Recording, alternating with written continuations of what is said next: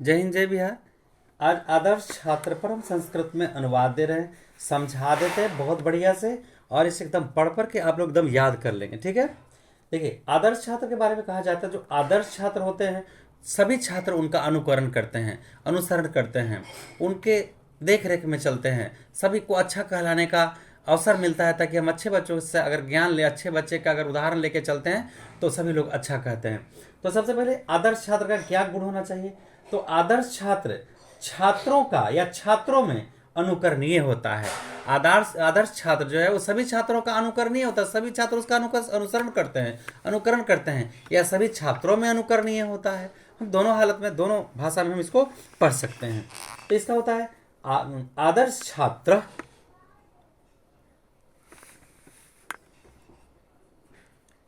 आदर्श छात्र। देखिए हिंदी कैसा लिखते हैं, एकदम जोड़ करके। आदर्श छात्र छात्राणाम, आदर्श छात्र छात्राणाम, आदर्श छात्र छात्रों में, या आदर्श छात्र छात्रों का, दोनों कह सकते हैं। आदर्श छात्र छात्राणाम अनुकरणीय भवति, अनुकरणीय भवति। आदर्श छात्र छात्राणाम अनुकरणीय भवति। आदर्श छात्र जो होते हैं वो छात्रों के अनुकरणीय होते हैं, मतलब छात्र उनका अनुसरण करते हैं, अनुकरण करते हैं, या ये भी कह सकते हैं कि आदर्श छात्र छात्रों में अनुकरणीय होते हैं। देखिए यहाँ कैसे होता है, कवि नाम कविशु, तो छात्र नाम छात्रेशु, हम ये दोनों कर सकते थे। एक में का उच्चारण हो रहा है, एक में मे का उच्चारण हो रहा है, पर यहाँ दोनों ठीक है। आदर्श छात्र जो है छात्रों का अनुकरणीय होते हैं, या आदर्श छात्र छात्रों में अनुकरणीय होते हैं, ये दोनों बात है आपका। स ही गुरु भक्त भवती, ये स माने होता है साथ, ये अनुकरणीय तो होते हैं, वे साथ ही वो गुरु के साथ ही वो गुरुओं के भक्त होते हैं, वो गुरु भक्त होते हैं। स ही, स नहीं स, स ही, स ही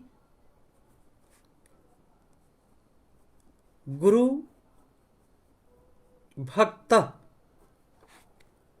भवती।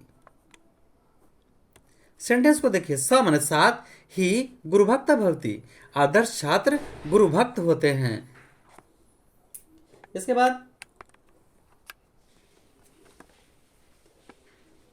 उनका अध्ययन जो होता है वो ही तपस्या है। जो आदर्श छात्र होते हैं उनका अध्ययन ही तपस्या होता है। ध्यान दीजिए, आदर्श छात्र का अध्ययन ही, विद्या अध्ययन ही, ज्ञानार्जन ही उनका तपस्या होता है। उसका तस्मय अध्ययनम,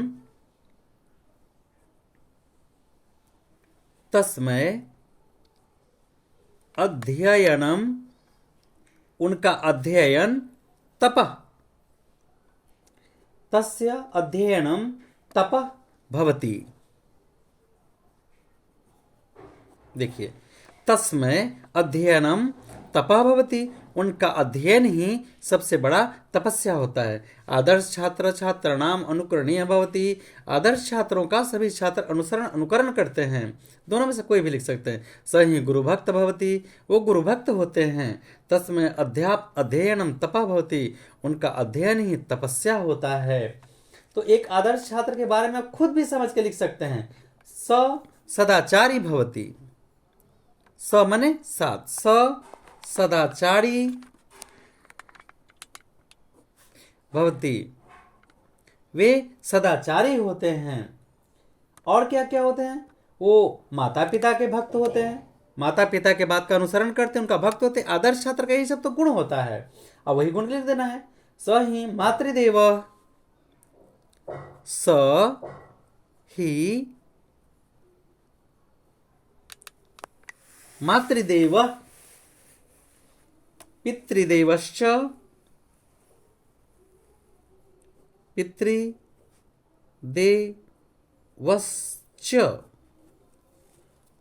भवति।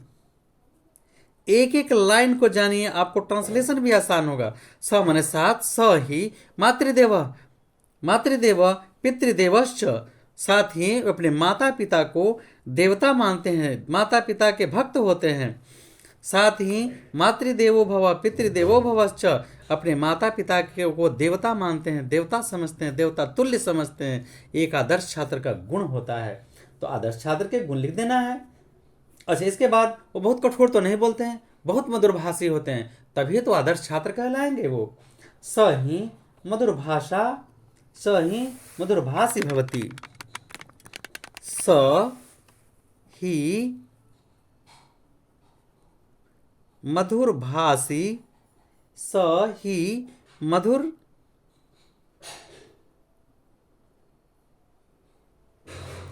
स ही मधुरभाषी भवती। देखिए, स में साफ लिख के पेट फाड़ेंगे ना तो गलत हो जाएगा। स ही मधुरभाषी भवती, वो मधुरभाषी होते हैं, मधुर मधुर बोलते हैं, मीठा वचन बोलते हैं, ताकि किसी को तकलीफ न हो। आदर्श छात्र गृह कार्यम अपि सोत्साहम करोति। देख, अच्छे विद्यार्थी का काम है कि घर का भी काम करे ना, तो घर के काम नहीं करेगा तो आदर्श छात्र कैसे बनिएगा आप। आदर्श आदर्श छात्र, आदर्श छात्र गृह कर्मम,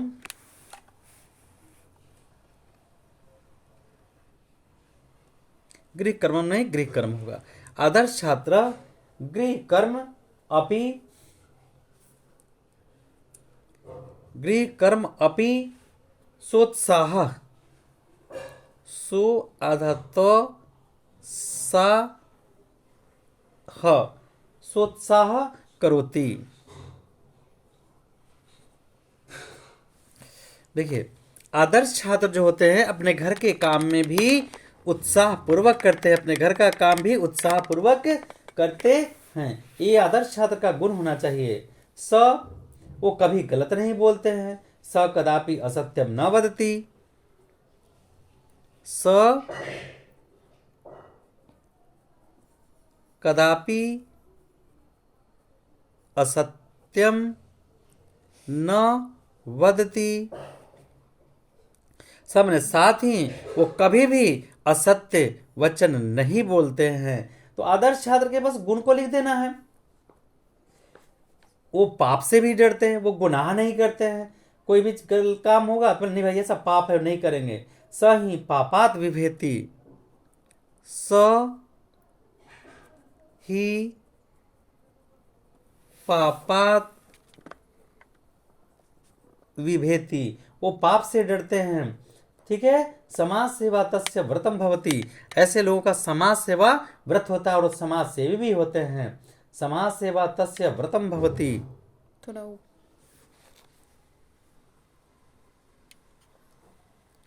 समाज सेवा